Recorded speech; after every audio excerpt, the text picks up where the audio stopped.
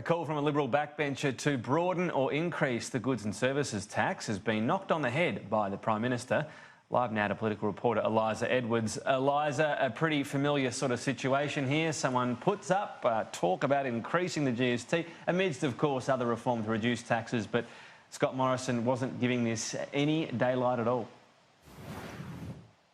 No, we've heard this kind of call before, and there's been no warm reception this time around for Dean Smith's call to broaden the GST to cover things like fresh food and school fees, or to increase it to 12.5%. He argues this would be a politically courageous move that would eliminate payroll taxes, which he says is universally acknowledged to be a drag on the economy. But Scott Morrison has been quick out of the blocks to shoot down this idea, and during an exclusive sit-down with Paul Murray, he elaborated on why the government won't be going down this path.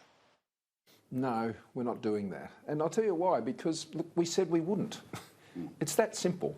I've got to like to think I have a pretty straight-up relationship with the Australian people. I mean, people know that some time ago, we actively considered this. We examined it very carefully.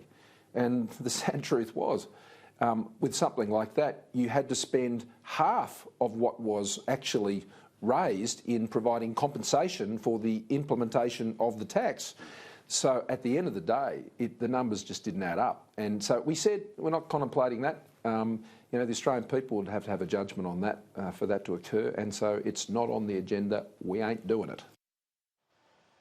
So Mr Morrison not shying away from the fact that this idea was examined, but that they won't be following through with it. But Labor has seized on this call. Anthony Albanese says the government will end up capitulating to its backbench. This is a government that never misses a chance to hurt working people and to redistribute income away from those who can least afford to pay more. And this is a regressive proposal. It's not surprising that the government has its members floating this proposal. This is the way it tends to act. It'll get a backbencher to float an idea. It'll say, oh, we're not looking at that. And then down the track, there it'll appear.